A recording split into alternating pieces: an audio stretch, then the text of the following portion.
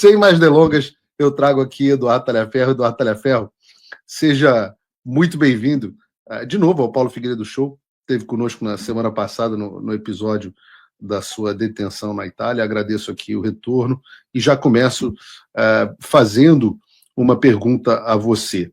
Em uma entrevista à Gazeta do Povo, você contou que conheceu um juiz num clube de tiro e que ele, algum tempo depois, teria comentado sobre sua competência com alguns ministros e, em decorrência disso, você foi convidado para entrar diretamente como assessor-chefe da Assessoria Especial de Enfrentamento à Desinformação do TSE. A minha primeira pergunta é a seguinte: quem era esse juiz? E como foi que ele conseguiu determinar que você era tão capaz? Você já trabalhou com esse juiz em algum momento? Tudo bom, Paulo? É um prazer estar de novo aqui com você. Acabei de ver essa introdução aí. Infelizmente, o bloqueio não partiu de mim, partiu de Moraes, mas eu sei que o velho veio de mim. Não teve jeito. Não consegui me conter com a risada aqui. Mas hoje a gente ri do que sofremos no passado, não tenho o que falar, né? Hoje quem sofre sou eu, então não é mais você. Bom, com relação à minha chegada ao Tribunal Superior Eleitoral, na verdade, a primeira ela seria no Supremo Tribunal Federal, né?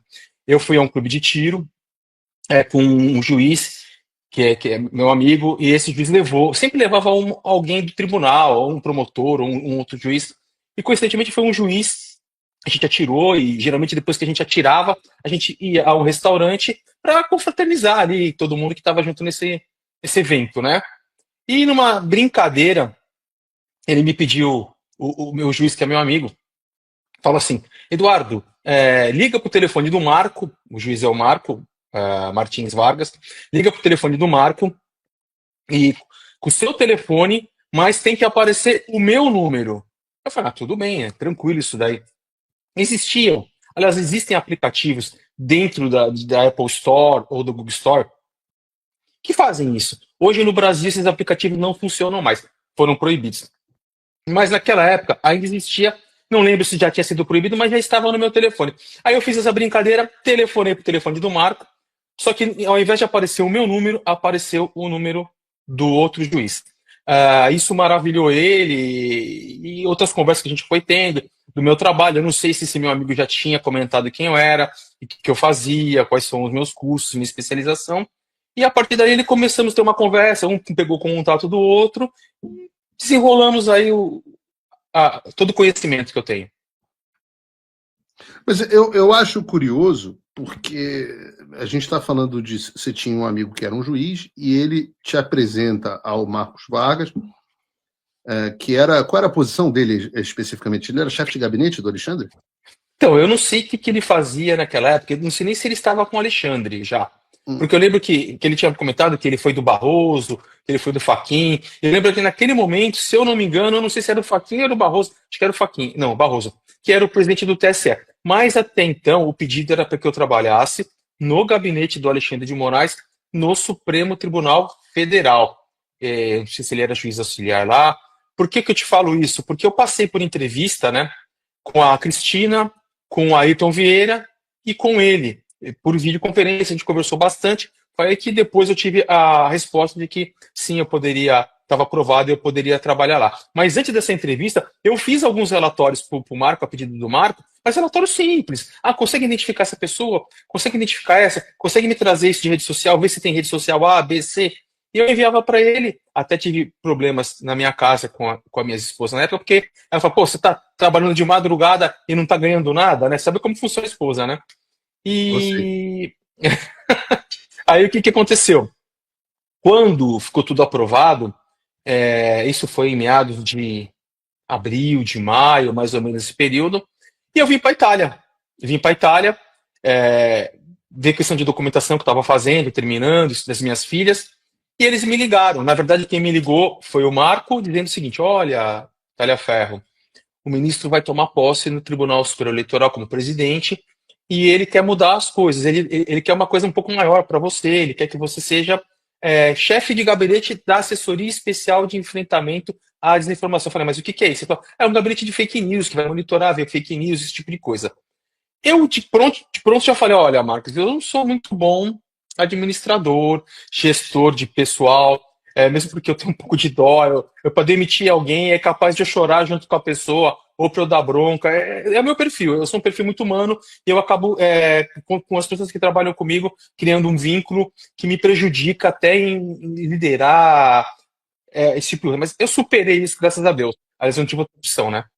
Então ele falou: não, fica tranquilo, que a gente coloca outra pessoa para trocar a área e você fica como chefe, mas você faz outros trabalhos para o ministro. Eu falei: não, Marco, assim eu não quero. Vamos fazer o seguinte: eu vou aceitar a proposta, eu vou para o gabinete, e se eu não atender as expectativas, a gente troca, e se eu não gostar, eu saio. Não, tudo bem, dessa forma, foi aí que eu acabei chegando no Tribunal Superior Eleitoral. Mas qual foi o primeiro cargo, então? Não entendi. A primeira função que você chegou lá? Eu fui direto para chefe de gabinete da assessoria especial de enfrentamento à desinformação. Foi trocado. Era para eu ter ido como perito do Supremo Tribunal Federal no gabinete do Moraes. Como ele foi tomar posse no TSE, eles fizeram essa mudança, né? Não me colocaram no STF, eu não fui nomeado nunca lá, me colocaram direto dentro do Tribunal Superior Eleitoral como chefe de gabinete, como assessor-chefe do gabinete, né? Eu te confesso que me causa estranhamento o Alexandre pegar um projeto tão importante como esse e te nomear logo para. Você era assessor-chefe ou era chefe de gabinete? Dentro dos gabinetes abaixo da presidência, não tem chefe de gabinete. O chefe de gabinete tem o nome de assessor-chefe. Então, ele já te coloca direto como assessor-chefe da equipe toda.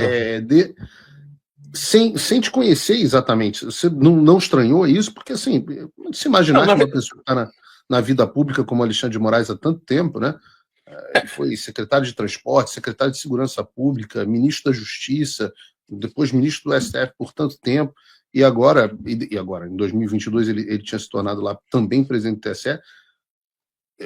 Me surpreende assim que com tão pouca relação você tenha ocupado uma função tão alta logo de cara. Na verdade, eu fui uma indicação de um juiz de confiança dele naquela época. E assim, não querendo me enobrecer tanto, o meu currículo é um currículo muito bom. Eu fiz casos de destaque, tanto São Paulo, Minas, Paraná, grandes casos. Fui professor de pós-graduação, tenho 3 pós-graduações, 2 formações acadêmicas. Então eu tenho uma vida dentro do tribunal boa. E eles me pesquisaram, com certeza, viram os meus laudos, viram meus procedimentos, viram minhas petições, viram que, além de eu ter formação em direito, viram que meu trabalho, de fato, era um trabalho bom, dentro do que eu fazia no tribunal.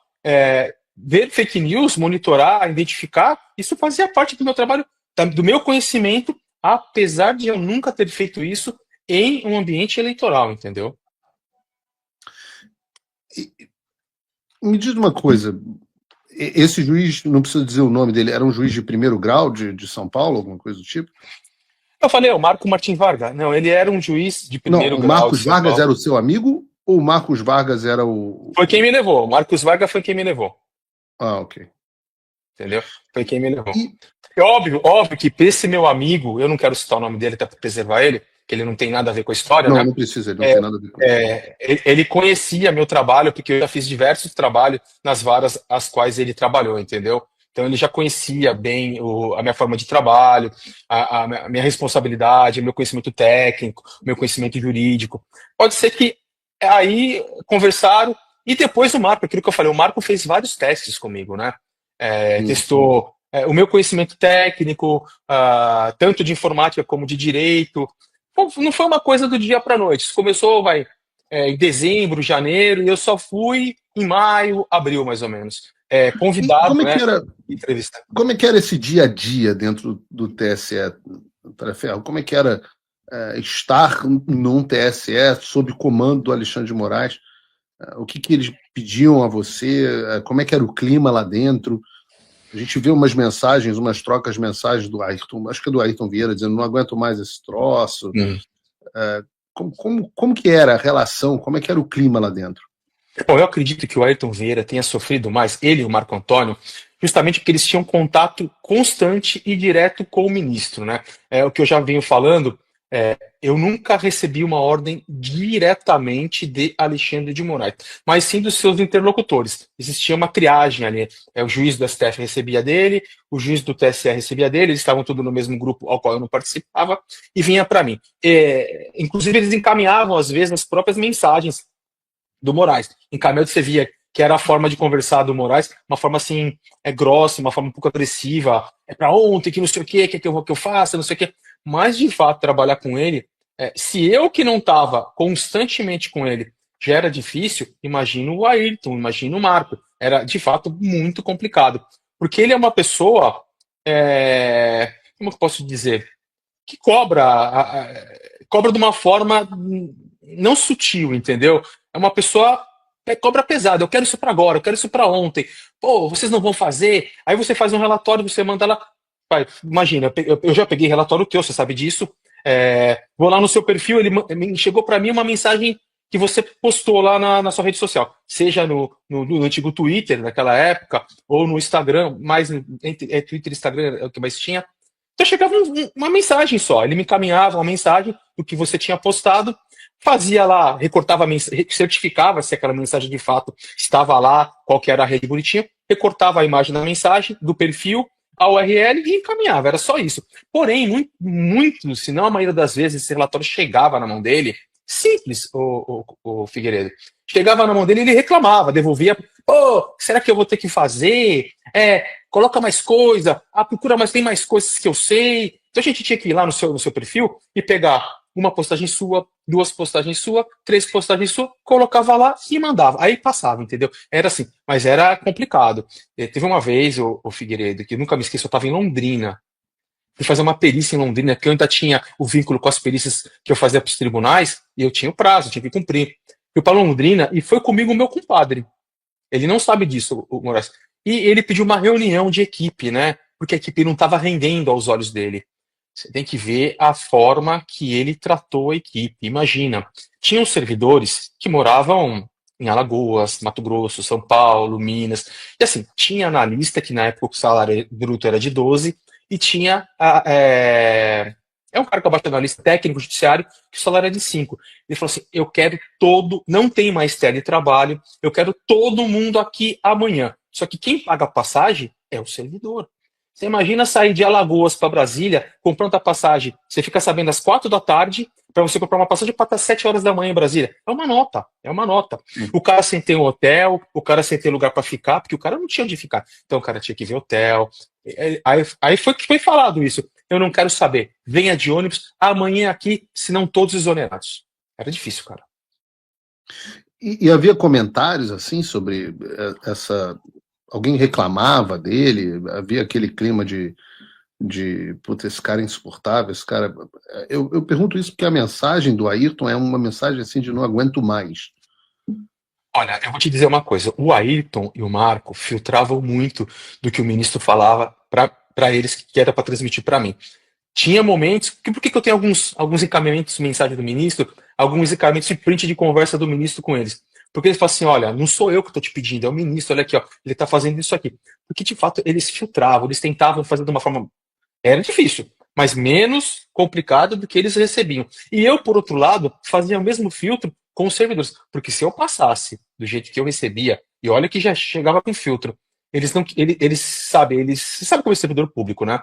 Se sente, tem estabilidade, tudo. Eles não faziam. Eu tinha lá 3 servidores que eram difíceis de trabalhar, porque eles ficavam muito discutindo, conversando, teoria dos anjos. Você falava assim, olha, artigo 121 do Código Penal. Pô, eles iam falar da vida de quem criou a lei, das pessoas que fizeram julgados. Então era difícil. E o ministro queria a coisa para ontem.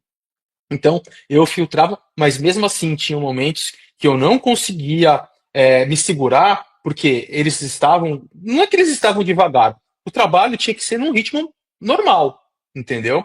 Aí eu via que não saía, e mais pressão em cima de mim, o pessoal falava: gente, ó, a situação é essa daqui, ó, olha isso aqui. Aí eu mostrava. Aí eles começavam a acelerar. Óbvio que ninguém ficava contente. Muitas vezes reclamavam não só da forma que se pedia, mas no trabalho sim ser feito. Nessa reunião, pessoalmente, aí você foi? Essa reunião que você estava em Londrina, você acabou indo ou não? Ela foi virtual, ela foi remota. Não. Todos os servidores, porque assim, Como eu tinha o entendido que ele tribunal, tinha falado que todo mundo tinha que estar lá pessoalmente. no outro dia, depois da E esse reunião, foi? ele. Não, porque eu estava em Londrina. Eu não tinha esse problema com ele, o Figueiredo. Ah, Na verdade, eu tinha um acordo que, como minha família mora em São Paulo, que eu poderia trabalhar remotamente, de vez em quando, uma vez a cada 15 dias, ficar uns 3, 4 dias lá. Mas, assim, sinceramente, eu não me sentia confortável em obrigar, que na verdade não obrigar, era função do pessoal, era forma de trabalho. Ver o pessoal lá presencial e eu ficando em casa, entendeu? Mesmo que estivesse trabalhando. Então, para que eu tivesse respeito para que eu fosse respeitado também, eu ficava no tribunal, então eu ia. Nesse período só que eu falei, eu tenho que fazer uma perícia fora, não tenho como escapar. Aí eu ia. Mas geralmente eu ficava uma semana no tribunal, 3, 4 dias em casa. Aí uma semana no tribunal, 3, 4 dias. Exceto no período eleitoral mesmo, nas eleições que eu fiquei um pouco mais. Mas eu mas então você evitava não lidava ir. com a galera pessoalmente no dia a dia. É, é que assim, dentro do gabinete tinha eu, 4 servidoras. Eram que Tá. ficávamos lá. Eu, uma secretária e mais 3 servidoras. E fora do E gabinete essas remoto, servidoras faziam o quê? na verdade lá todo mundo fazia tudo, não tinha escolha, né? Elas também Eu- ficavam caçando o perfil das pessoas, vendo o que cada um. não, não. Não Não? existia monitoramento de caça, o Figueiredo. Tudo que era feito dentro do gabinete era o que chegava, era a demanda que ele mandava. Óbvio que a demanda era grande, então o trabalho era contínuo, entendeu? Mas era tudo monitorado pelo Alexandre? O Alexandre é que ficava mandando as demandas para vocês? Exatamente. Pô, Umas que loucura, mano. vinham. Como é que o cara consegue? Era o ministro Então, Supremo, presidente do TSE, ele ficava checando a internet? Ou não, ficava o ele Randolfo recebia, Rodrigues? possivelmente, ele recebia de um monte de gente. Tinha gente que às vezes não vinha do próprio ministro, os juízes me passavam, mas vinham de uma outra pessoa. Já teve coisa do Frota, que me passaram, que um juiz passou. É, teve coisas que a própria Frota que você Letícia. está dizendo é o Alexandre Alexandre Frota, Frota, né? Que é o. exatamente.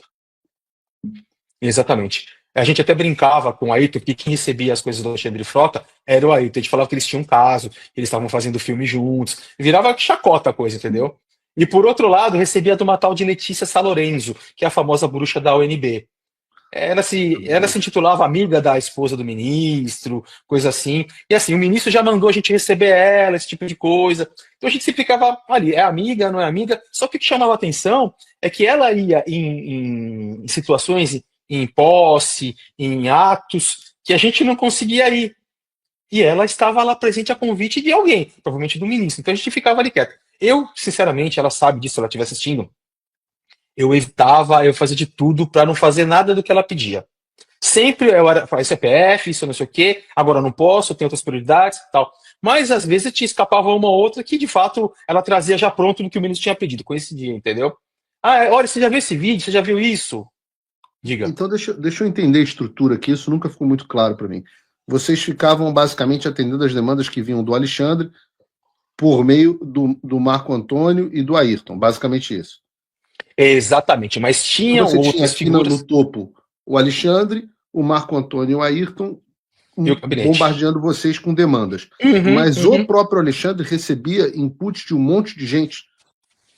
Exatamente. Eles tinham um grupo de WhatsApp ao qual eu não participava, que estava o Marco, que estava o Ayrton, que estava o capitão Macedo, que é o segurança do ministro, a Cristina, o Levi. Parece que até o Chuí estava nesse grupo.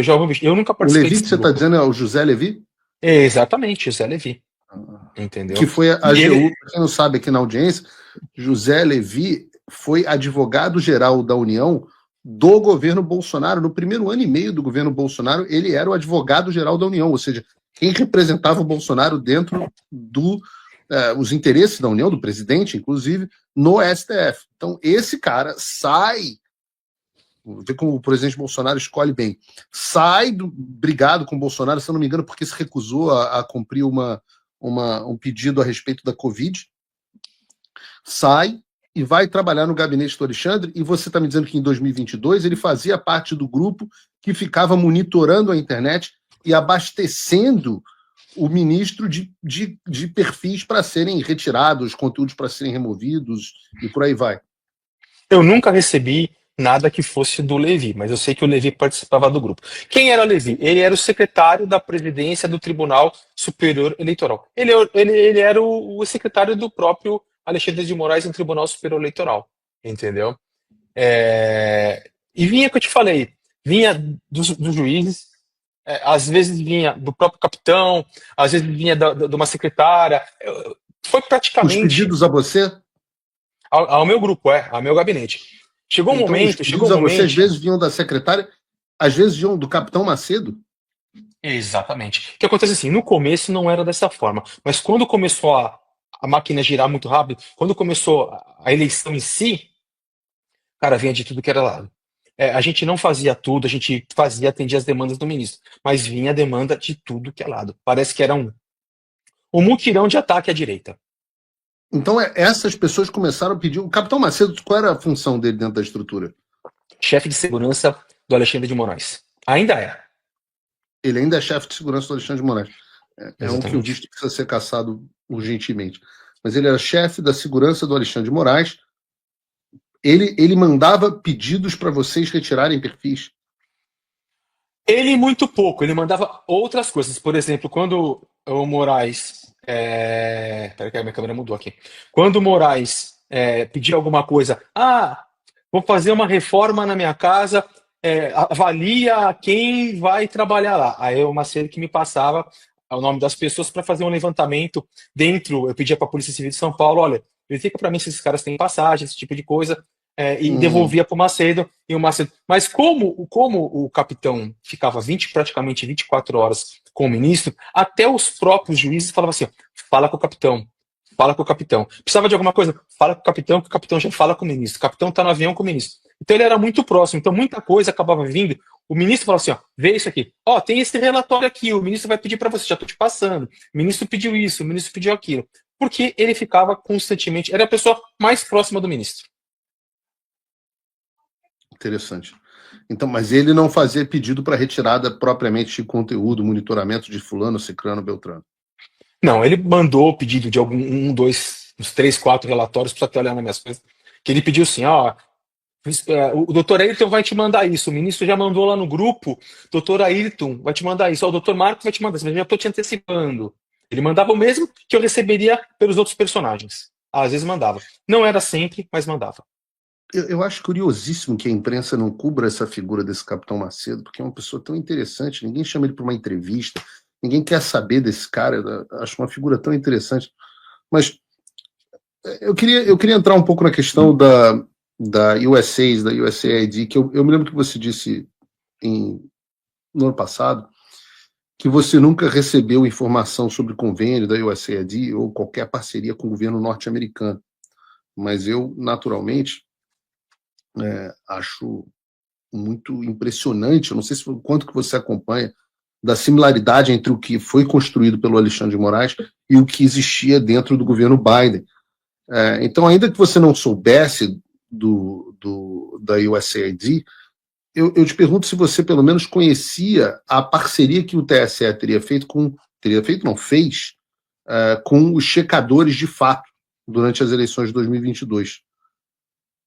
Com os checadores, sim. Quando eu cheguei, essa parceria já existia, mas estava dentro do meu gabinete, mas sempre quem cuidava disso ou era o Frederico ou era o Tiago, que fazia o relacionamento com eles, porque eu não conseguia, era delegado para eles. Eu estava nos grupos, sei que mandavam coisas, mas quem fazia a filtragem e o contato com esses grupos eram esses dois personagens, não era Quem eu, são esses entendeu? personagens, Frederico e Thiago? O Thiago, ele era um contratado da SECOM, porque ele não tinha curso superior, alocado dentro do gabinete. É um cara, se você Da procurar SECOM na do TSE, internet, que você diz. como ele não tinha curso superior, ele não podia ser nomeado. Então, quando eu cheguei, ele já existia, tá? Não é coisa nova, não. É um cara muito inteligente, entende de fake news, não aguentou ficar lá, saiu em meados de novembro, dezembro, porque ele vinha de uma estrutura séria. Entendeu? E pagavam muito mal ele tinha que pagar as passagens, então ele estava de fato cansado. Mas é um cara que, se você pegar nas eleições anteriores que tiveram, e existiu esse gabinete mesmo de forma temporária, o Thiago Rondon é um cara que entende, é um cara que tem know-how da coisa. Ajudou a criar estrutura. O Frederico Alvim é um cara muito técnico, é um conhecedor, um grande conhecedor do direito eleitoral. Então, juntos os dois conseguiram moldar, de fato, as parcerias, o gabinete, fazer até. Porque não sei se você sabe, quando vai ter uma eleição, você tem que fazer todo. Como que eu vou falar com o termo? Fazer o planejamento da próxima eleição, o que o gabinete vai fazer, o que o gabinete precisa. Quando eu cheguei, isso tudo estava pronto. Eu só assumi o gabinete. Tanto que quem era o chefe do gabinete antes de mim era o Frederico Alvim. Ele foi exonerado de assessor-chefe, eu fui nomeado assessor-chefe, e ele foi nomeado assessor de um nível maior lá, entendeu? Quase o último nível. E ele era o ponto de apoio para algumas questões eleitorais. Ele conhece. Ele é muito bom nisso. E aí, como é que era a questão dos checadores de fato? Os checadores de fato, qual era o papel que eles tinham no trabalho de vocês? Eles ficavam. Eles, de fato, sim monitoravam o que estava acontecendo. Ficavam monitorando em redes, mas vou ser sincero com você. O trabalho principal, o trabalho que aconteceu, o gabinete só trabalhou para os pedidos de Alexandre de Moraes. Os checadores só chegaram a ser aproveitados, e nem todos, tá? A única que trouxe material foi a Samara Castro, que é a atual diretora da SECOM da Presidência da República. Ela trouxe material do 8 de janeiro. Peraí. Então, a atual diretora da SECOM do governo Lula, essa trabalhava como checadora de fato para vocês? Exatamente, é uma advogada, trabalhava como checadora de fato. Não sei se não me recordo, preciso até olhar, se ela era da FRJ ou FMG, era uma dessas duas, e ela era tipo uma líder dos checadores, né? Aí tanto que quando precisou fazer as certidões de 8 de janeiro, me falaram, ó, conversa com a Samara que ela tem uma boa equipe, pede para ela dar uma checada nas suas. Então ela trazia o material, eu repassava para a equipe para ajudar, se eles aproveitaram ou não, foi com eles, mas ela auxiliou bastante nisso, e ela era checadora do TSE. São dois casos, né, o Figueiredo. É a Samara Castro e é o Dário Durigan, né? Dário Durigan, quem era Dário Durigan? Era o diretor do WhatsApp, né? Da parte técnica do WhatsApp e ajustava na programação as políticas de privacidade, as políticas públicas, né, do próprio WhatsApp. Ele hoje é secretário executivo do Haddad, exatamente, ele hoje secretário executivo do Haddad e ela diretora da SECOM. E muitos personagens que estavam ali, alguns personagens do próprio TSE, quando findou o mandato do Moraes, foram para outros lugares, óbvio que encaixado pelo Moraes. E é engraçado isso, né, para não dizer assustador, né? Pessoas que trabalhavam no processo eleitoral, ou seja, conduzindo o processo que decidiria quem seria o próximo presidente, saem e vão trabalhar com um presidente justamente que foi ajudado e beneficiado das ações daqueles caras. É realmente assim. Um exemplo é o José Fernando Chuí, delegado da PF, que trabalhava, ele era assessor da assessora-chefe do Levi. Consegui entender ou não? Levi, assessora-chefe do gabinete dele, e abaixo o José Fernando Chuí, que é um delegado da Federal. Hoje ele está, acredito que ele esteja, né, como corregedor da BIM. Entendeu? Incrível. Aí você pega. O José Levi foi pro CAD, ele é conselheiro do CAD hoje. Foi tudo feito aí um prêmio, né? Se eu continuasse lá, eu já tinha a opção de eu ir pro gabinete do Alexandre de Moraes no STF, só que eu ia até com um cargo abaixo, ou seja, eu era, a gente chama de CJ3. Na época, uma porcaria, eu pagava do meu bolso. Eu iria para o tribunal, para o STF, como assessor até vagar alguma coisa, como CJ1, ou seja, na época eu sairia de 12 iria para 9. Sendo que com 12 eu já bancava do meu bolso porque não dava, entendeu? Mas eu não aceitei. Provavelmente iam te botar em algum lugar do governo Lula.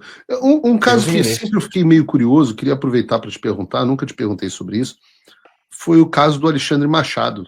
Eu me lembro desse negócio, para quem não lembra da audiência, em outubro de 22, um servidor do TSE, Alexandre Gomes Machado, ele foi exonerado. Supostamente, aí na nota eles disseram que eram repetidos casos de assédio moral. E eu me lembro que ele dizia que estava denunciando irregularidade nas inserções de rádio, naquilo que ficou conhecido depois como radiolão. E depois o tribunal disse que nunca recebeu uma representação formal, disse que a veiculação respeitava, não sei o quê, a eleitoral gratuita, a responsabilidade das emissoras, etc. Eu pergunto a você, você conhecia essa história quando chegou ao tribunal? Houve alguma conversa interna sobre o radiolão, sobre fraudes, esse episódio? O que aconteceu ali? Eu ouvi esse termo radiolão, eu ouvi o nome do Alexandre, né? Eu ouvi o nome dele, mas eu não conhecia, não conheci. Eu ouvi pelo seguinte: não sei se quem que tinha que gerenciar, monitorar isso, tomava conta dessas decisões, era a Ludmila Boldo Maluf, que era assessora-chefe do Levi. E eu sei que parece que ele contou que ela não fez isso, aquilo. Eu fui por cima. E a imprensa bateu pesado em cima dela, dizendo que ela era do PT e que ela tinha prejudicado, por denúncias do Alexandre, né, as intenções de rádios, acho que no Nordeste, do Bolsonaro. Para mim, chegou o quê? Verifique nas redes, na internet, material que está ofendendo a própria Ludmilla, porque ela vai entrar com processo, nós vamos entrar com processo. Então, a minha equipe, peguei 2 da minha equipe lá, fizeram os levantamentos, mandaram os relatórios, e inclusive me recordo de um, era um churrasco, estava todo mundo de vermelho, o pai dela era do PT, era conselheiro, era alguma coisa, que eu fiquei sabendo, estava de vermelho, e falaram, a moça que apontaram na imprensa, não era ela, era a prima dela.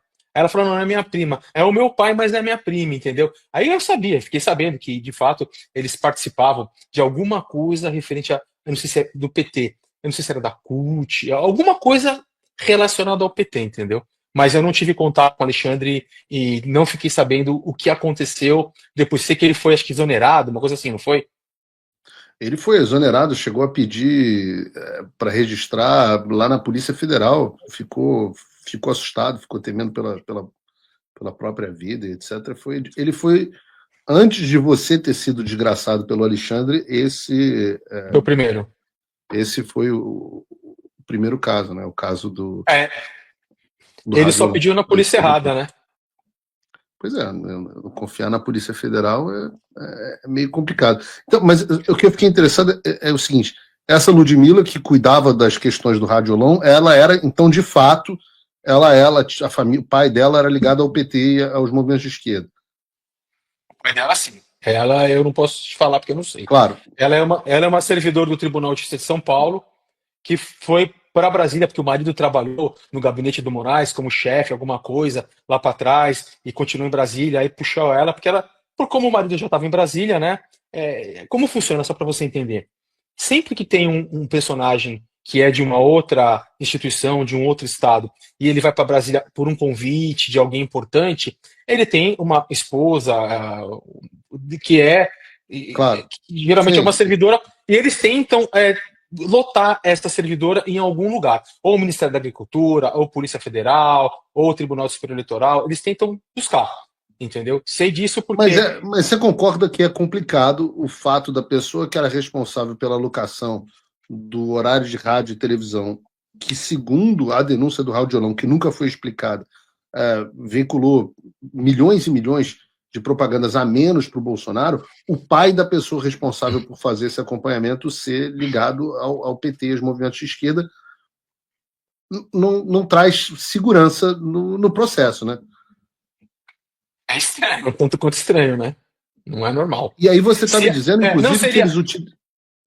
não seria estranho se a pessoa ela pode ter o lado político dela, esquerda ou direita, mas desde que o profissional dela não interfira nisso, ela não traga a política para o lado pessoal. Eu, por exemplo, eu tenho a minha opção, que é a opção de direita, mas eu nunca interferi. Óbvio que eu ficava olhando que só vinha direita, mas eu nunca misturei política com trabalho, nem política com amigos. Eu tenho amigo que é de esquerda e trato bem, e amigo de verdade. A opção política dele é uma coisa, ele não me agride, ele não fala comigo, mas pessoa é pessoa, opção é opção.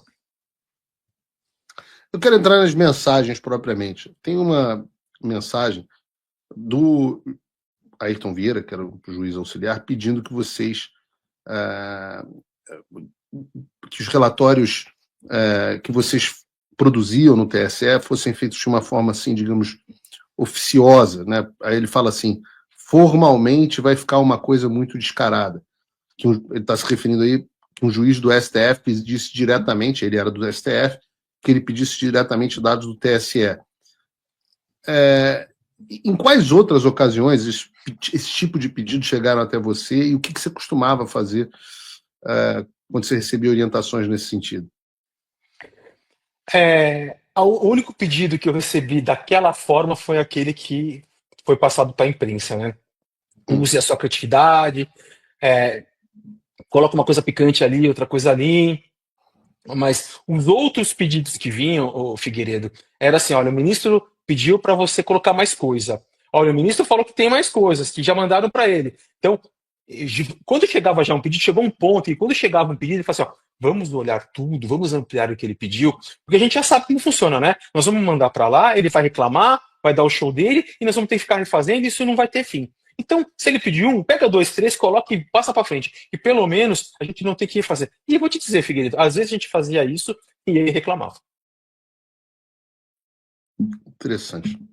Tem uma conversa que você está tendo com o próprio Ayrton Vieira que se diz que eu e o meu amigo aqui, o Rodrigo Constantino, éramos terríveis e que você tentaria achar algo que pudesse ser usado contra nós. Você, inclusive, diz que eu ainda era pior que o Constantino, e eu concordo, eu sou bem mais terrível do que o Constantino. Mas, no contexto dessa conversa, por que naquele momento você disse que eu seria terrível e que o que você queria achar, e por que você disse também que era tão difícil encontrar coisa contra mim? Às vezes o termo encontrar algo que te prejudique, assim, para o Moraes não existia contexto que prejudicasse ou não prejudicasse. Qualquer coisa era motivo para prejudicar. Então, por exemplo, se eu pegasse você falando do Pato Donald e colocasse lá, ia te sancionar por causa do Pato Donald. Se eu colocasse você falando que a I-75 é ruim, ele ia te derrubar por causa disso. Então, talvez a palavra não foi muito bem colocada naquele momento, mas a gente já sabia o que ele queria. Ele queria volume de publicação sua. Ele queria que a gente encontrasse alguma coisa que você falasse de urna, que você falasse de golpe, que você falasse de intervenção militar. Então era isso que ele pedia para procurar. Por isso que eu falo, ó, vamos olhar isso e aquilo. Agora, com relação a você, ao Constantino, e nesse caso, o Alan ganha, tá? Pelo amor de Deus, gente. Eu quero chegar no Alan. Volta de novo a conversa para a gente, Bruno, para a gente voltar nela. Essa conversa é interessante. Ela fala o seguinte, ele vira para você, e aí a gente está falando do Ayrton Vieira, juiz auxiliar do Supremo Tribunal Federal. Obrigado, Eduardo. Se você conseguir trocar as questões do Paulo Generoso, Paulo Figueiredo e do Constantino, ficaria muito bom. O ministro achou que todas elas acabam centradas na pessoa dele. Então, se puder trocar, achar alguma coisa que falam de defesa de golpe, critiquem as eleições, TSE, urnas e etc., ficaria melhor. Eu estou entendendo aqui que você tinha feito um relatório que nos citava, e aí o Ayrton está virando e falando assim, não, troca e procura alguma coisa, porque eles estão falando, esse relatório que chegou é falando muito do Alexandre de Moraes, criticando muito o Alexandre. Ele está querendo coisas que tenham mais falando de defesa de golpe, crítica das eleições, do TSE e das urnas. E aí ficaria melhor. Veja o que você consegue. Tranquilo, muito obrigado, um abraço, etc. Aí você responde, eu que agradeço, pode ficar tranquilo, que eu estou chegando daqui a pouco e vou atrás disso. Aí eu levanto e coloco, vou tentar achar, porque esses dois aí são terríveis. O que você quer dizer especificamente com esses dois aí são terríveis? Pelo amor de Deus, né? Postar o Figueiredo ainda é pior. Acho que o Paulo Figueiredo ainda é pior. Eu ficava traumatizado, porque se era eu que tinha que olhar, o Figueiredo, pelo amor de Deus, você postava às vezes 100 coisas num dia só, e olhar todas as suas redes com o volume de coisas que era postado, ninguém merece. Ah, entendi. Entendeu? Era terrível porque eu postava muito. Muito, muito. Até para identificar as coisas, ficar olhando. E no tempo que o Moraes queria, era pior ainda. Eu nunca vi alguém postar tanto quanto você postava. Você era o top de postar. Você não era o top de criar perfil, mas você era o top de postagem. Aí você fala assim, acho que o Figueiredo ainda é pior. O generoso a gente ainda consegue achar. Mas acredito que tem assim, a impressão que eu tive aqui ao ler isso é que você está falando assim, coisa do Paulo Figueiredo defendendo o golpe, não tem, é meio difícil de achar. Do generoso ainda tem, mas do Paulo é difícil, mas de repente a gente consegue achar alguma coisa que dê para encaixar. Não precisamos Exato. colocar tantas, umas, duas ou três no máximo para dar uma argumentação boa, mas deixa comigo. Exatamente, é porque eu sabia já nesse período como funcionava a coisa e o que ele queria para não ficar tendo 10, 15 retrabalhos e o cara xingando, o cara ofendendo a gente. E aquilo que eu volto a falar, que eu te falei até antes de você ler todo o texto, né? Era golpe, era intervenção militar, era o fraude de urnas, era esse o contexto que ele pegava. Você, eu não me recordo se você postava ou não, que era muita coisa. Mas era difícil de procurar pelo volume que você postava de coisas. Você tweetava o dia inteiro, você postava no Instagram o dia inteiro, aquilo era terrível. O generoso tinha um volume menor de postagem.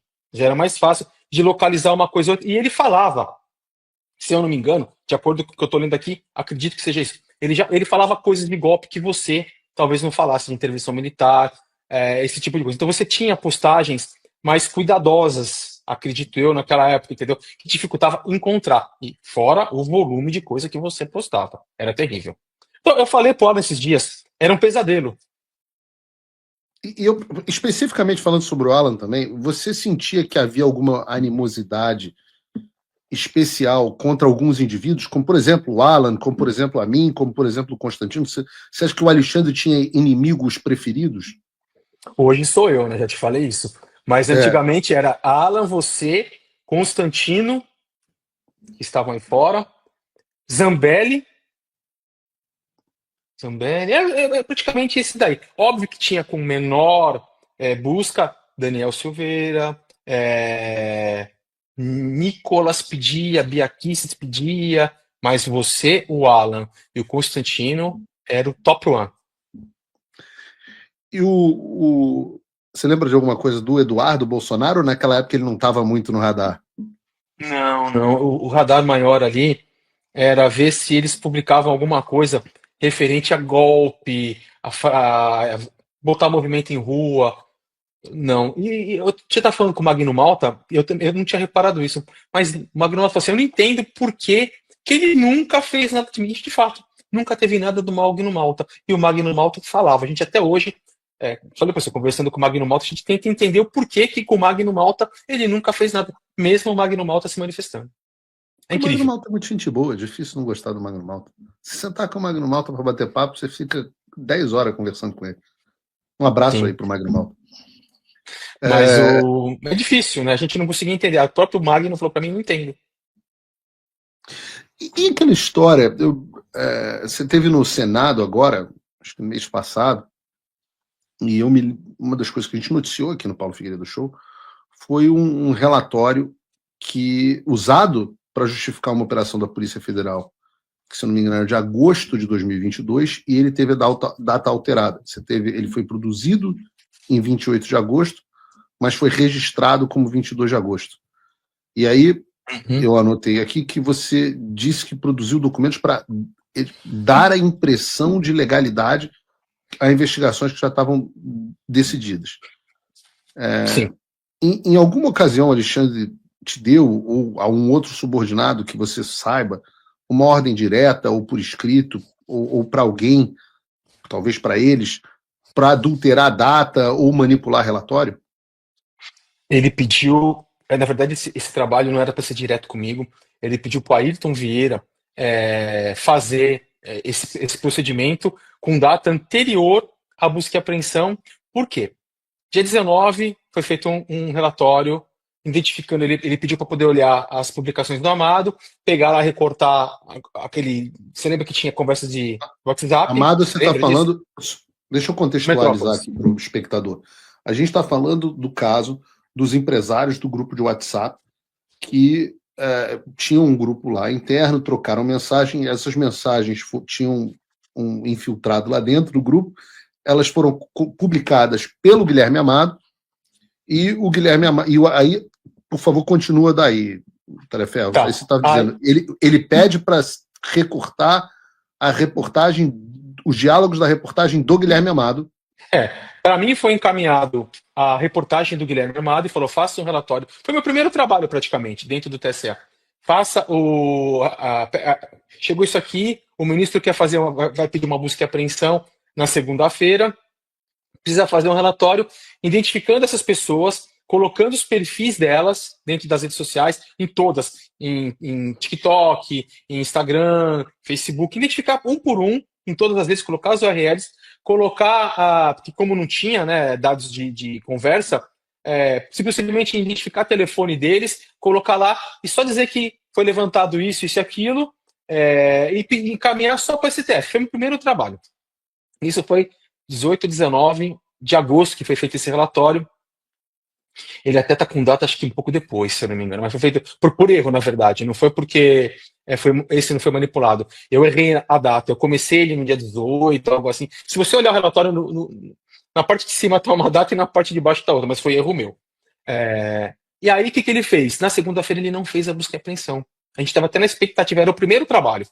Não fez. Ele pediu na terça. Aí a Polícia Federal foi lá, cumpriu. Luciano Hang, Meyer, Morongo, acho que Morongo. Esse pessoal teve as suas buscas e apreensões realizadas, só que logo após isso a imprensa caiu batendo, caiu pesado, dizendo que o Alexandre de Moraes tinha se baseado somente numa matéria jornalística para tomar uma decisão tão importante com pessoas tão importantes no país. E com isso, ele ficava muito preocupado com a imagem, acredito eu. Aí ele pediu para Ayrton Vieira montar um procedimento anterior à busca e apreensão para dizer o seguinte: olha, a busca e apreensão não se deu somente com a matéria jornalística do Amado. Existia uma investigação, existia um fato, aquilo só foi estopim. Aí o Ayrton Vieira me perguntou, pediu ajuda, porque o Ayrton Vieira não sabe usar computador. Ele não sabe, é um desembargador que não sabe usar. Sempre tem alguém que faz para ele faz no celular, mas no computador não.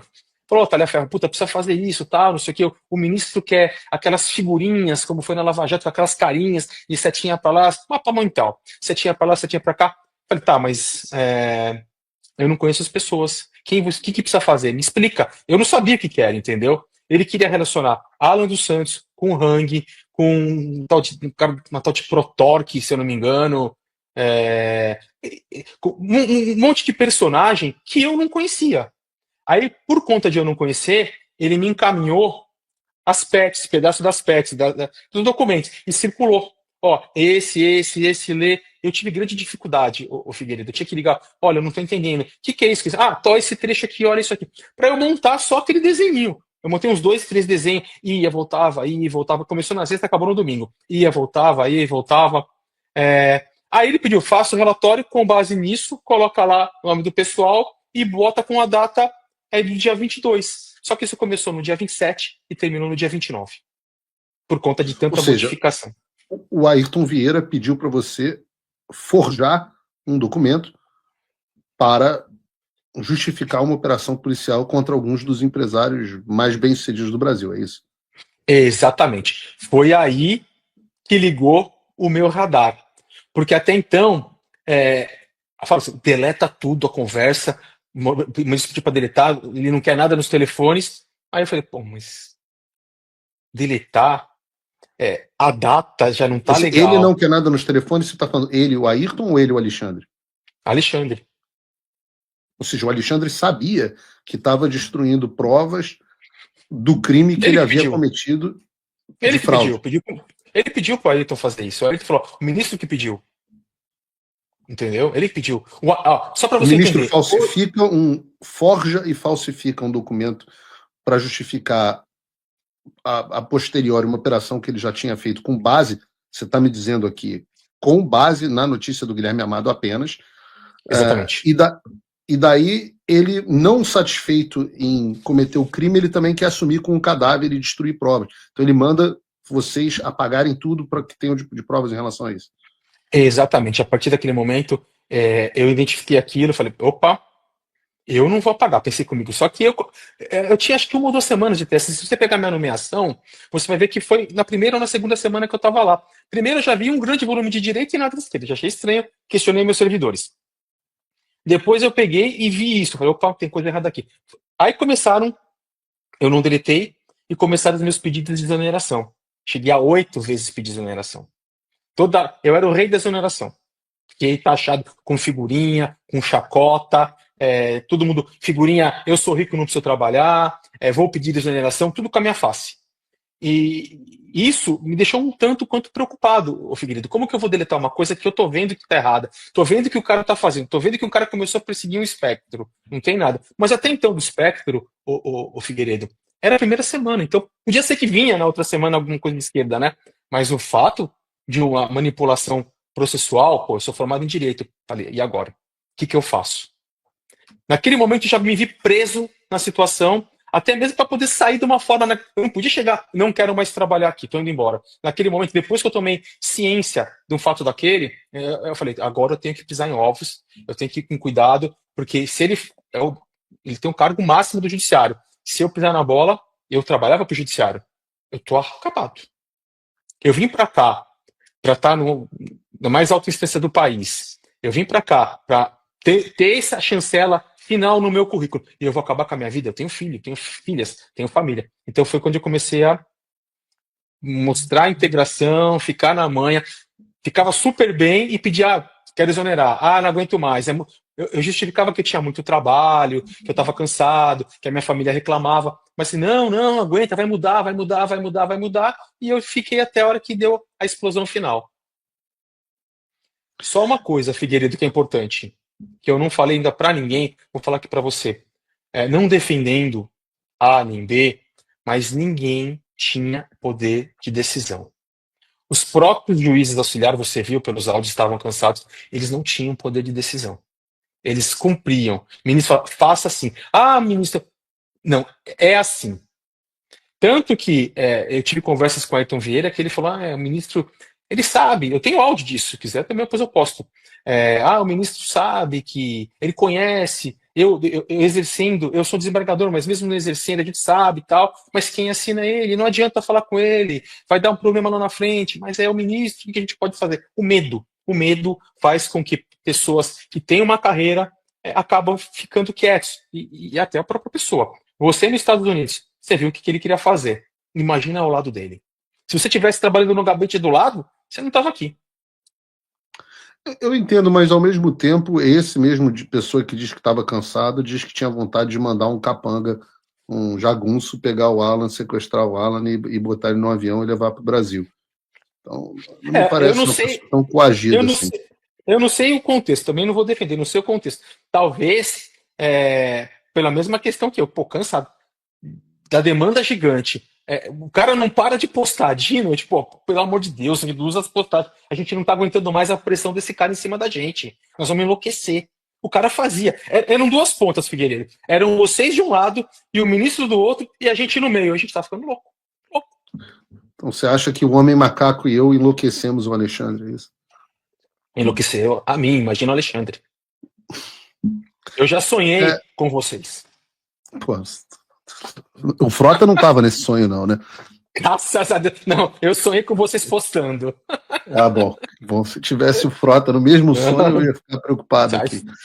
Não, tô fora. Vamos falar aqui um outro aspecto que para mim sempre foi interessante, foi essa personagem que surgiu na segunda fase da Vaza Toga, que é a Cristina Eukiko Kussahara. Eu acho esse nome absolutamente fantástico.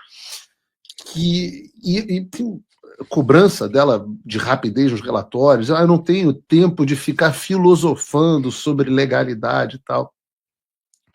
Em março de 2024, você confidenciou a sua, não me lembro se era sua esposa, sua companheira, sua namorada, que você tinha medo, nesse sentido, de ser preso, morto, caso você contasse tudo.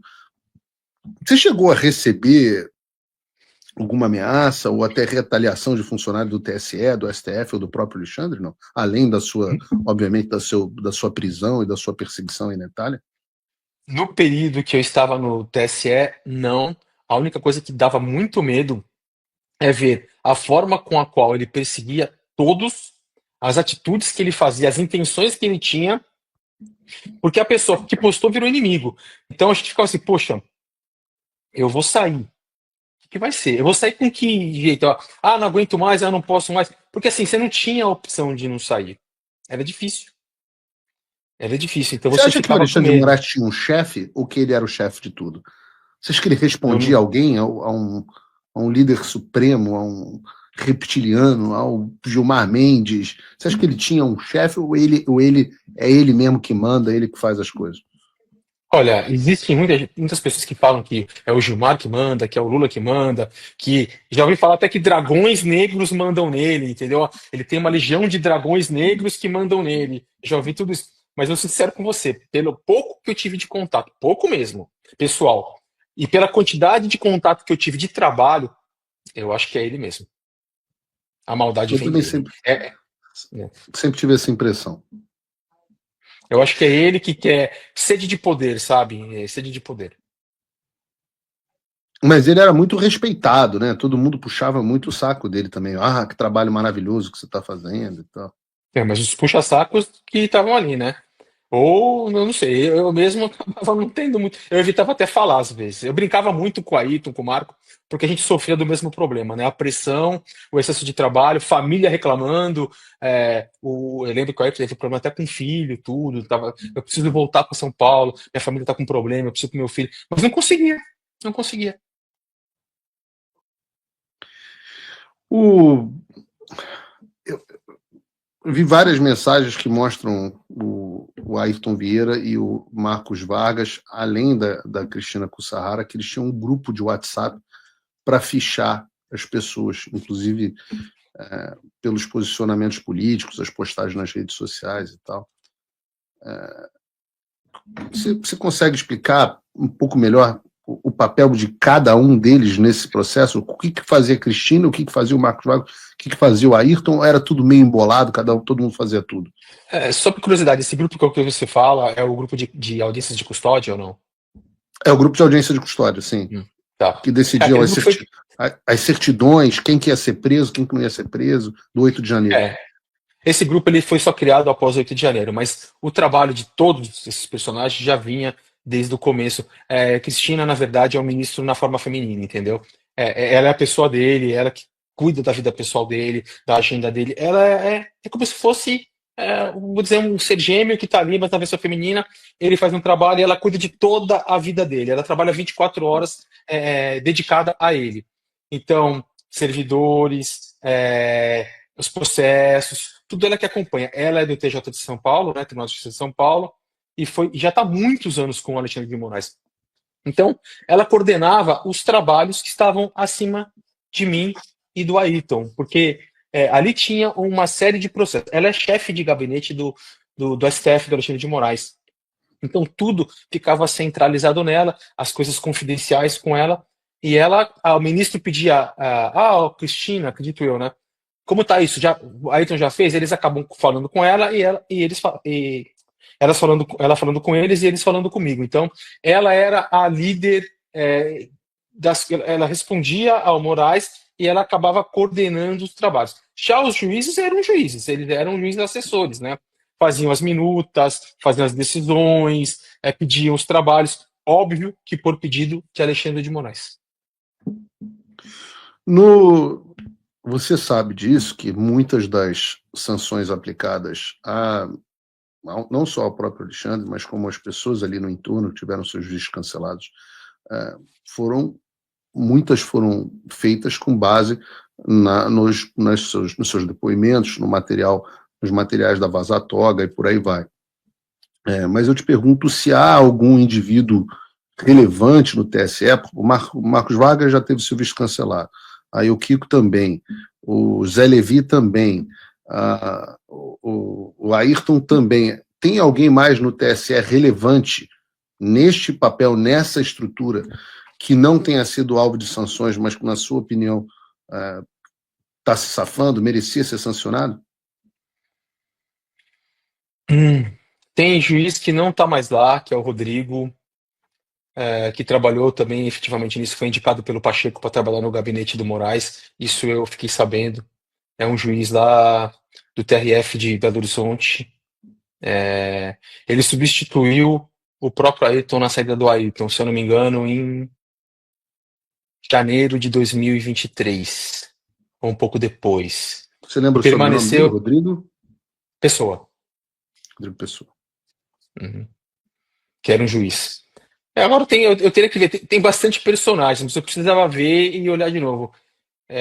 Quais seriam de fato mais direto dentro do trabalho. Se for parar para pensar, tem bastante gente, mas precisa ver qual que é o contexto que vai se fazer isso. O que eles precisariam ter feito para que isso fosse de fato relevante para a sanção para você. No seu caso, qual o trabalho que eles desempenharam? Porque se for pensar em quem mandava a notícia, mandava as postagens, tem bastante. Talvez esse Capitão Macedo, talvez a nora A da Miriam bruxa, Leitão, a bruxa. a bruxa, possivelmente, possivelmente, possivelmente. Já que a gente está falando sobre perseguição aqui, eu quero te perguntar sobre um episódio no qual eu acabei bastante envolvido, nos teus áudios vazados pelo Oswaldo Eustáquio e pelo jornalista português, o Sérgio Tavares. A primeira coisa que eu queria te perguntar foi qual foi a consequência daquele áudio naquele momento em que você estava no Brasil para você e para tua família. Se a divulgação indevida da fonte por jornalista que deviam ter mantido em sigilo te colocou em algum tipo de perigo, alguma circunstância que pudesse até impedir toda essa delação que você está fazendo hoje em dia? Como você já sabe, eu já até conversei com isso fora das telas, existia um planejamento até para fazer denúncia, para eu depois com o tempo sair do país. A gente já está tudo em curso, a gente já vinha vendo isso há mais de um ano. E assim, aquele fato do Eustáquio, aquela conversa não era de dezembro, aquela conversa era de agosto de 2024, entendeu? Ela tem algumas modificações ali. E eu, quando percebi, não sei se é verdade ou não, mas aos meus olhos, eu notei que se falava muito de Pix, Pix, Pix. Falei, pô, tá querendo que eu vá para lá para fazer Pix. E eu não quero isso. E outras pessoas já tinham me alertado, ó, cuidado, vai devagar, cuidado, cuidado. Nem você falou, tem alguns problemas, né? E eu liguei meu alerta e falei, não atendo mais. Ele não ligava no meu telefone. Ele não ligava. Ele me procurou no Instagram com mensagem, como ele continua procurando. Ele mandou. Aí eu passei o telefone da minha esposa, e ele ligou para ela, nunca no meu telefone. Eu falei, eu não vou dar meu telefone. Porque o dela eu podia trocar, o meu não, entendeu? O meu já tinha anos, muitos contatos. Dela não, podia trocar. E, e ele aproveitou, como eu sumi, ele me procura muitas vezes, agosto, setembro, outubro, novembro, e eu não respondia. Não respondia. Simplesmente a gente não respondia. Aí chegou em fevereiro, na verdade chegou em janeiro, eu encontrei uma promoção, umas passagens baratas para a Itália. Eu tinha aqui na época a casa de um amigo, um apartamento de um amigo que eu podia ficar, então não tinha custo de hotel, de casa, eu podia ficar 15, 20 dias de boa, até mais. Aí eu comprei as passagens, vou para Itália, vamos ficar 20 dias na Itália, passeando lá, pegar um pouco desse friozinho, até mesmo porque a minha filha mais velha, ela termina esse ano o ensino médio, né? E ela vai fazer a faculdade. Eu falei, a gente já olha as faculdades, veja o local, tudo, para eu migrar. Eu pretendia mudar, o Figueiredo. Eu pretendia mudar agora em outubro, novembro, vir para cá, para que deixasse mais ou menos encaminhado para ela vir no ano que vem. Só que essa viagem eu postava, ela postava, e nós fomos embora para São Paulo. Foi uma viagem de passeio, de lazer. Eis que eu sou deparado com aquele vazamento dizendo que eu conversei com ele em dezembro, que eu recebi uma proposta do ministro, que eu recebi um dinheiro, que não sei o quê, papapá. Bom, disparou, cara, o processo. O processo do Moraes começou a rodar. Eu lembro que foi. Alguns dias depois foi o teu indiciamento. Não, exatamente, foi coisa de 3 dias, se eu não me engano. Meu indiciamento foi no dia 1º de abril de 25. E a PGR, o Moraes abriu a palavra para a PGR se manifestar com relação ao indiciamento, denuncia ou não, no dia 2 de abril de 2025. E quando quando vazaram essas reportagens? Esses áudios? Foi uma semana antes. Não, os áudios são de agosto de 2024. Não, mas quando eles foram vazados? Foi uma semana antes, foi uns 3. Então vazam os áudios Passa uma semana, você é indiciado e logo no Nem dia uma seguinte semana. você é denunciado. Menos de uma semana, o Figueiredo. Coisa de 3 dias aí, fui denunciado. E no outro dia, já abriu vistas para a PGR, para o Gonê, manifestar com relação ao indiciamento, né? Parou o E barulho, aí você teve que parou o sair processo. mais às pressas do Brasil e antecipar o teu cronograma de saída do país. Eu já estava passando uma situação complicada por conta de agosto de 2024, daquele vazamento, a PF em cima, e toda hora eu dormia no carro, eu pegava meu telefone, meu computador, meus equipamentos de perito, discos rígidos, colocava numa mochila, eu ia todo dia às 3 horas da manhã para o carro, 3, 4 horas da manhã, eu dormia praticamente no carro, nem dormia, né, Figueiredo? 7, 8 horas da manhã, nasceu o sol, eu mandava WhatsApp e falava, tem alguém, apareceu alguém. Ah, não, não, então tô indo. Mas mesmo com medo, porque eu sei que eles iam chegar por volta das 5, 4 e meia, 5 horas da manhã, no máximo 6, para poder me pegar com o primeiro luz do dia. Mas eu fiz isso por uns 2, 3 meses. Foi uma vida difícil, eu não dormia bem mais. Eu não conseguia mais dormir, minha vida era um inferno. Então, depois dessa história do Eustáquio, eu falei, agora não tenho mais condições de ficar aqui. E como eu tinha me separado, e minha casa ficou com a minha família, eu estava morando de aluguel. E o aluguel, o contrato venceria em maio de 2025, em maio desse ano. Eu falei, quer saber de uma coisa? Eu vou embora, eu pago esse aluguel por mais 2 meses e já cancelo isso. Não vou ficar aqui, renovar e esperar mais um ano, entendeu? Foi aonde eu peguei e fiz a minha primeira saída na tentativa de ir embora. Mas no meio do caminho eu recebi uma ligação da minha mãe. Ninguém sabia para onde eu estava indo. Ninguém. Ninguém. Tava eu, um casal de amigos, a minha esposa, a gente estava indo sentido Paraguai, sentido Argentina. Minha mãe me liga no meio do caminho. Aonde você está indo? Você está indo para o Paraguai. Vão te matar. Me ligaram aqui e falaram para você não ir, que vão te matar. Minha mãe até hoje não me fala quem fez isso. Mas ninguém sabia, nem minha mãe sabia para onde eu estava indo, Figueiredo. Naquela mesma hora, Figueiredo, o que eu fiz? Eu mudei todo. Eu tirei meu chip, avisei minha mãe, tirei meu chip, joguei fora. Peguei meu telefone, coloquei numa gaiola de Faraday para poder interromper o sinal, para não ter contato, para não ter rastreamento mesmo. Eu estava com meu equipamento, falei, indo embora. Vamos para Avaré. Ficamos em Avaré. 2, 3 dias. Calmou, eu com máscara, com boné, com óculos. Fomos no mercado, compramos um papel alumínio, enrolei melhor o telefone no papel alumínio, com medo do saco da gaiola de Faraday que foi comprado aí nos Estados Unidos não funcionar direito. Enchi de alumínio, guardei o telefone, comprei outro chip, tinha um outro telefone, coloquei lá e usei outro chip. Aí nós fomos para Barracão, que é fronteira seca entre Argentina e Brasil, ali no Paraná. Fiquei 2, 3 dias lá, de lá, tudo calmo, imprensa tranquilo, fomos para 13 Ilhas, em Santa Catarina. Ficamos mais 2, 3 dias, depois voltamos, calmou, o processo não andou mais, tudo calmo, tudo quietinho. Eu sempre tinha contato com a portaria do condomínio, nenhuma polícia, ninguém, nada. Voltamos para casa. Aí ficamos mais uns dias em casa e zarpamos. Preparamos tudo agora, vamos embora, vamos embora, vamos embora. Mas então a divulgação daquele momento, daqueles áudios, basicamente te fizeram ter que sair às pressas do Brasil. Uhum. Me E fizeram você embora. chegou a ser, no meio do processo, inclusive, a sua mãe chegou a ser ameaçada de morte a você, isso que você está dizendo. Fiz uma confusão, o Figueiredo.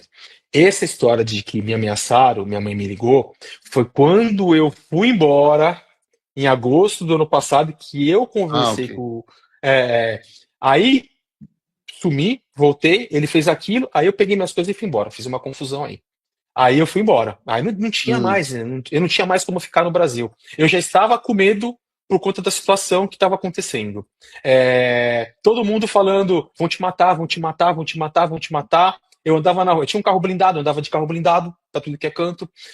Aí eu falei: quer saber de uma coisa? Tchau, vou embora. Aproveitei que o aluguel lá, o contrato de aluguel, estava findando, fui embora. Fui embora. Com esse mesmo casal, eu fui para Foz do Iguaçu. Fiquei em Porto Iguaçu, lá estava tudo muito caro, eu estava com pouco dinheiro. Voltei, eu fiquei num apartamento na rua da Polícia Federal, uma semana, que da janela eu via, acordava cedo, via se tinha algum movimento. Depois eu errei na locação desse apartamento pelo Airbnb, tinha um feriado, e eu falei, vou ficar mais uns dias. Aí eu troquei, fui para uma pousada, que era o único que eu achei na cidade, fiquei mais umas 4 dias na pousada, fui depois para Porto Iguaçu, Buenos Aires e Itália. Tem um trecho dessa conversa sua com o Eustáquio em que você fala assim, é uma coisa meio enigmática, mas você o Figueiredo até me falou de 1 milhão de arrecadação, etc, etc.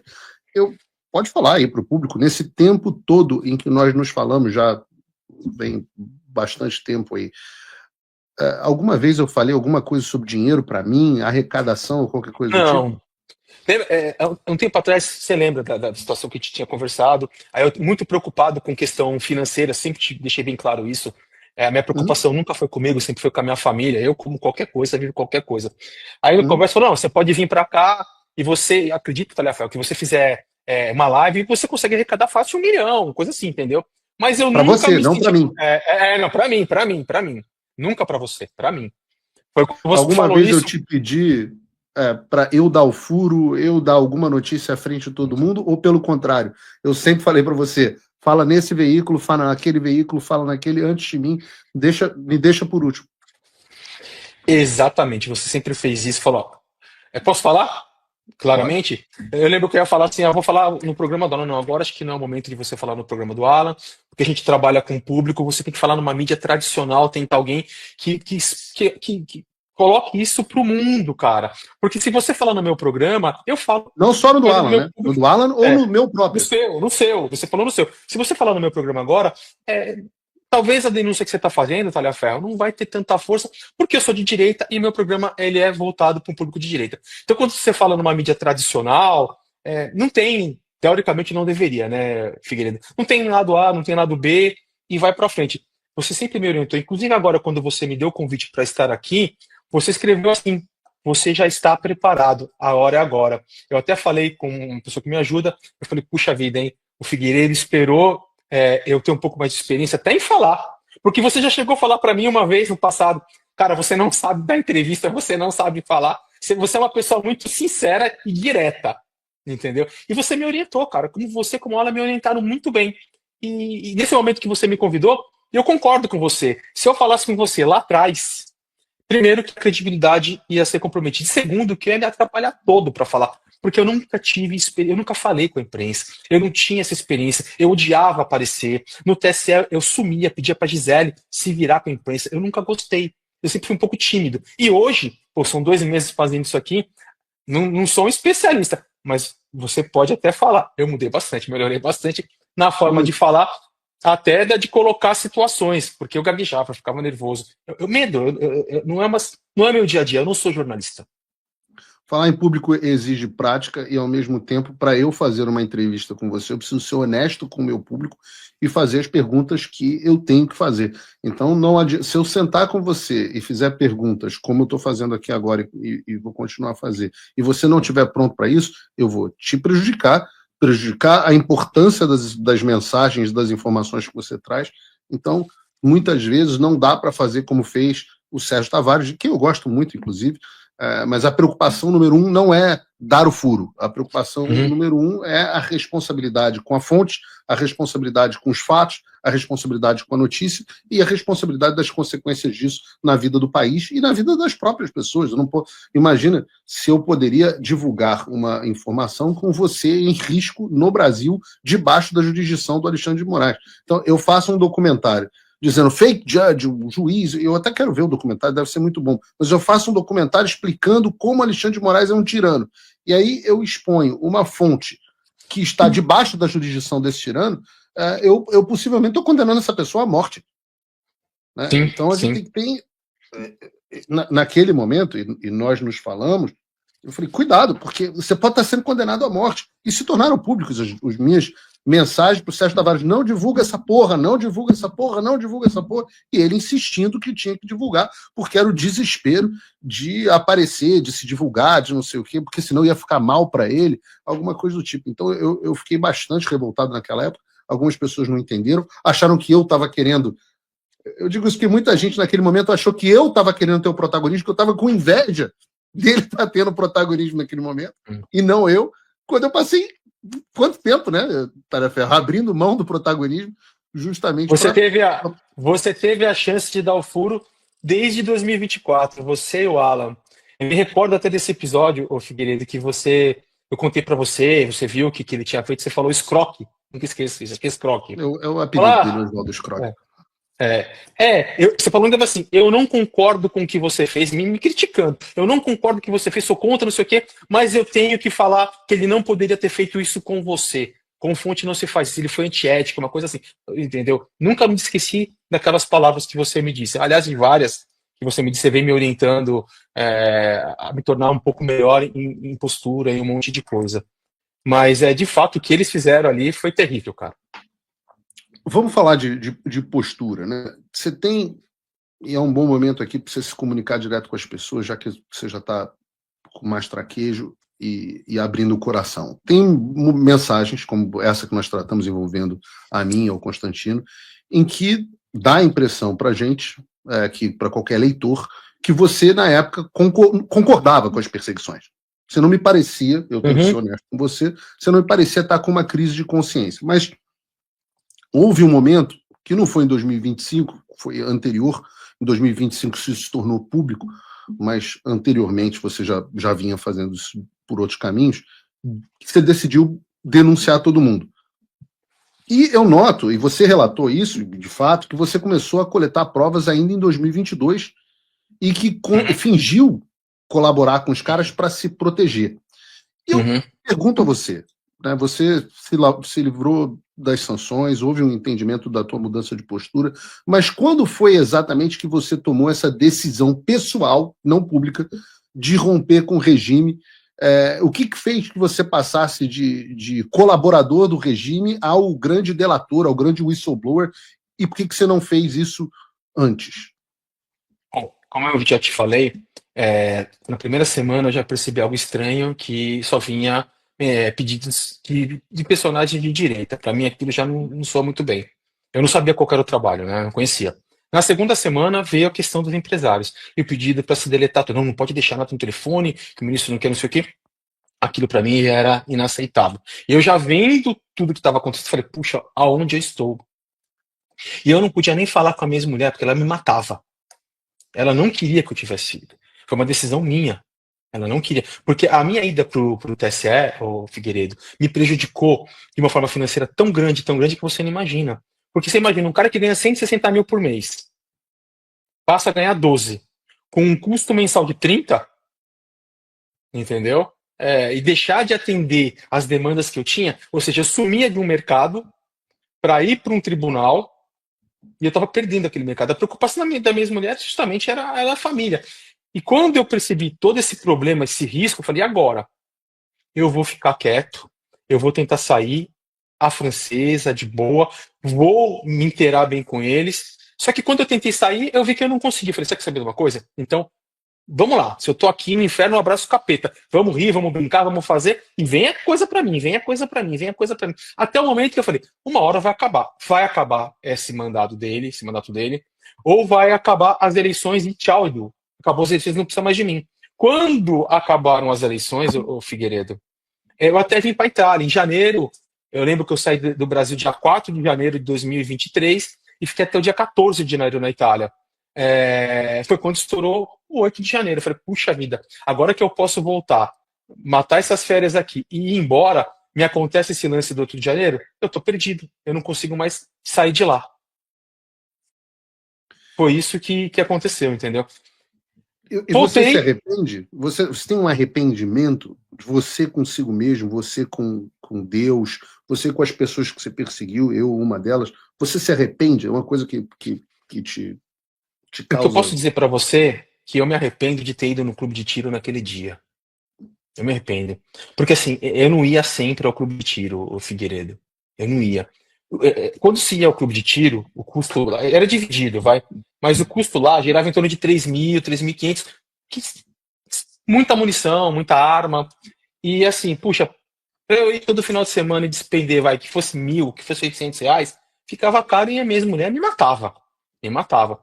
Então eu evitava ir para o grupo de tiro, mas por que justamente naquele dia eu resolvi aceitar o convite e fui? Até meu amigo fala, puxa, eu sou culpado disso. Falou, cara, você não é culpado. Era para acontecer, era para eu viver isso. E, e isso me. Muitas vezes eu deito, eu durmo e falo assim: eu queria dormir agora e acordar e falar: isso foi um sonho. Eu sonhei com eleições, eu sonhei com todo mundo e eu acordei, eu estou na minha vida. O que não acontece, Figueiredo? A minha vida ela foi despedaçada, entendeu? Eu podia muito bem ter ficado calado, ficado quieto e seguido a minha vida, porque profissionalmente eu nunca tive problema. Até hoje, aparecem trabalhos de tribunal para mim, muitos. Minas, Paraná, São Paulo. Só que por conta do bloqueio, Figueiredo, eu não consigo receber. Até eu não consigo fazer, entendeu? Mas às vezes eu falo, Deus me colocou naquele lugar, sabe quem eu sou, justamente para eu poder visualizar, ver aquilo e eu ser homem com muito medo, no começo eu tinha muito medo, e tomar uma atitude e mostrar a realidade. Figueiredo, porque se não fosse eu, Figueiredo, ia ser outra pessoa, você pode ter certeza disso, e talvez a outra pessoa fosse a pessoa do esquema e nunca fizesse nada. Eu penso assim, Figueiredo. E diante disso, qual é a lição do Eduardo Talhaferro que você acha que fica para tantos servidores públicos que se veem diante de ordens ilegais? O que você acha? Que eles devem aceitar a pressão e cumprir as ordens, ou que eles devem se afastar disso e buscar outros meios de denunciar, como você está fazendo, de uma forma protegida? Bom, a orientação que eu vou é que cuidado com a coisa quando ela parece ser muito grande, ser muito fácil. Cuidado, muita atenção, com promessas de um cargo, com promessas de um status de estar num lugar. Eu nunca me importei com cargo e com status, era uma experiência de fato de trabalho, e uma chancela final na minha vida. Muito cuidado com o que você se envolve e denunciar, o Figueiredo, é uma coisa muito complicada hoje, porque as instituições estão todas comprometidas. É muito difícil, Figueiredo, uma pessoa ir lá, sair e denunciar. Ela vai denunciar para alguém da própria instituição. Como existem muitos laços, eu até entendo a dificuldade deles. Eu não sei nem como falar para eles, o Figueiredo, isso. O que eu posso dizer é que, no meu caso, o que parecia ser uma desgraça virou a oportunidade de eu trazer a realidade para o mundo e eu ter uma nova chance de vida. Eu aprendi muita coisa, Figueiredo. Eu era um cara que eu era aficionado por carro, minha casa é uma puta de uma casa, maravilhosa, minha vida era maravilhosa, e hoje eu tô aqui, uma vida simples, e tô feliz, tô contente. Tenho teto, tenho alimento, não me falta nada. Como estou conseguindo, com a ajuda do povo, manter as minhas filhas, que é o que eu mais me importo nessa vida, Figueiredo. Estudo, saúde e teto e alimentação das minhas filhas. O resto, Figueiredo, se eu passar frio, você vê, eu te falei que eu tô com um problema do ar aqui, que me esquenta a casa, eu me viro, Figueiredo. Mas voltando ao assunto, que eu saio um pouco, para esses servidores tomarem um pouco de cuidado com, com pessoas. A gente só acaba caindo numa panelinha quando a gente se destaca ou a gente parece que a gente a gente é um pouco mais ágil para alguma coisa, mas cuidado para você ser chamado para um outro lugar, por estar descontente com o teu e cair numa coisa furada. Às vezes o que você tem ali é o melhor para sua vida. Deitar, acordar e dormir tranquilo não tem preço. Como é que as pessoas podem fazer para aquelas que quiserem contribuir com o sustento da tua família para permitir que você continue na Itália fazendo o que você está fazendo? Bom, se eu abrir um Pix meu, eu já não posso mais, Figueiredo, justamente porque ele bloqueou a criação de Pix no Banco Central. Fizemos um aí há um pouco tempo atrás. Desde 2022. Eu estou igual desde 2022. Então... Abrimos um Pix, nem fui eu, foi pedido lá. Ele bloqueou só a caixa de Pix, não é minha, é de outra pessoa. Criamos acho que o iDonate, um site que você faz tipo uma vaquinha que está aqui na Europa. E lá tem a opção de fazer doação, tá no meu perfil do Instagram. E a pessoa pode ir lá doar. Fiz no Instagram. Edu Tagliaferro. Se lê Tagliaferro, mas se escreve Tagliaferro. Então é Edu Tagliaferro, tagliaferro.edu, ambos do Instagram. E no X, né, no antigo Twitter, tá EduTag. Esses são os meus perfis. Lá tem uma opção, eu até entendo que é um pouco complicado, porque a modulação ela acaba sendo em moeda estrangeira, e no mínimo, se eu não me engano, são 5 euros, coisa assim, $5. Mas infelizmente no Brasil eu não consigo fazer nada, eu dependo de alguém me ajudar lá. Estamos no mesmo barco. Estamos iguais. Você sem passaporte, eu sem passaporte. Você vê como é que é a vida. Ferro, antes de terminar, eu queria te perguntar sobre uma fala que você teve no Senado Federal, numa das audiências, eu assisti. Você disse que já entregou o seu material às autoridades dos Estados Unidos. E eu te pergunto se o governo dos Estados Unidos se mostrou interessado em investigar esses assuntos e proteger os denunciantes. E se sim, qual é o caminho que se orienta as pessoas que estão dentro do TSE e do STF que querem delatar para que elas possam fazer isso em segurança? Elas talvez não consigam o mesmo contato que eu consegui direto com os Estados Unidos, talvez elas podem me procurar. Já me procuraram uma ex-servidora no Tribunal Regional Eleitoral, ela me procurou porque eu fiquei sabendo que, através dela, que no período de 2022, principalmente no estado do Paraná, muitos servidores do TRE foram perseguidos por serem de direita, por curtirem perfis de pessoal de direita, de Bolsonaro, e até ter compartilhado mensagens, né? Essa pessoa que me procurou, ela foi exonerada e os demais estão todos com PAD. Diz que foi um volume muito grande que o próprio TSE perseguiu gente de TRE. Eu não sabia disso. Então, o que eu acho? Ela me procurou, a gente está tentando ver o que a gente faz, mas podem me procurar. Óbvio que eu vou checar se é verdade ou se é mentira. Não dá para sair confiando logo na primeira pessoa que me fala, do jeito que você sabe como funciona.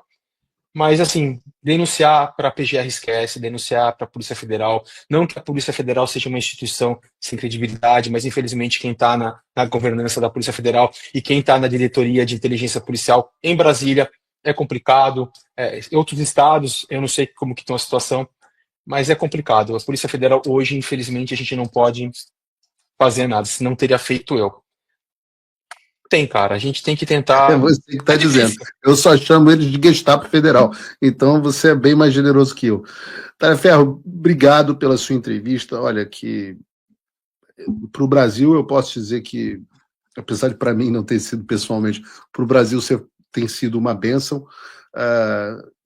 Não teria sido possível fazer muitas das coisas que a gente está fazendo aqui nos Estados Unidos não fosse o material que você revelou, né? A gente não consegue fazer uma lei Magnitsky, a gente não consegue fazer sanções a juízes auxiliares, a essas pessoas, esses personagens todos que a gente tratou aqui, se não houvesse material crível que foi preservado e divulgado por você, seja quais forem as suas motivações, seja o que tiver no seu coração. Eu não me considero um bom juiz do coração dos homens, eu deixo isso para o nosso Senhor Jesus Cristo no dia do juízo. Então eu oro aí para que você esteja em paz com ele e fico muito feliz de ver que você está feliz, porque na vida propósito vale muito mais do que bens materiais, sempre vale muito mais do que bens materiais. Então, te desejo sucesso e continue contando aí comigo para o que você precisar. Querido, eu só tenho que te agradecer. A gente já conversa há mais de um ano aí, por toda a orientação que você me deu, por toda a atenção que você me deu, pelos puxões de orelha, por ter sido ríspido muitas vezes. Da mesma forma que eu falei com o Constantino, se eu lhe causei algum mal, mesmo não sendo intenção, não tendo outra opção, eu lhe peço aqui publicamente desculpas. Você sabe, hoje você me conhece, sabe que eu sou uma pessoa que não tem nada a ver com aquilo. Mas, de qualquer forma, eu lhe devo desculpas, devo desculpa a todas as pessoas que, de certa forma, não pelas minhas mãos, que a decisão nunca saiu de mim, mas que se sintam afetadas pelo trabalho feito pelo gabinete. Então, em nome do próprio gabinete, eu peço desculpa a todos. Vamos seguir em frente, vamos passar uma borracha nessa situação que está acontecendo e tentar mudar a visão do Brasil, do mundo, mostrar o que está acontecendo. Tentar resolver, tentar trazer alguma solução. Sei que é difícil, sei que não é fácil, principalmente para quem está lá. Você vê, nós fora já temos alguns problemas. Você está numa situação melhor que eu, que aí o país te protege. eu aqui não, mas vamos continuar lutando, vamos continuar, sabe? A gente não pode desistir, ô Figueiredo. Eu acho que desistir hoje, desistir já não fazia parte da minha vida, e hoje, então, mais ainda, por mim, pelo Brasil, pelas minhas filhas e por todos aqueles que foram prejudicados, eu vou até aonde eu puder, nem que para isso custe a minha vida. Tamo junto, cara. Obrigado, Tareferro. E a você que nos acompanhou até agora, a gente pode ter um pedaço de uma janela de muitas coisas que acontecem, às vezes não dá para a gente divulgar, não dá para a gente falar. Como eu disse, o compromisso, a gente precisa equilibrar o compromisso com o público com outros interesses para não atrapalhar determinadas coisas importantes que precisavam acontecer. O fato é que, se a gente tivesse perdido o Tareferro no meio do processo, a gente estaria aí em maus lençóis. Muitas das ações e dos planos que a gente tinha teriam sido frustrados. Então, é muito importante que ele esteja bem, esteja em segurança.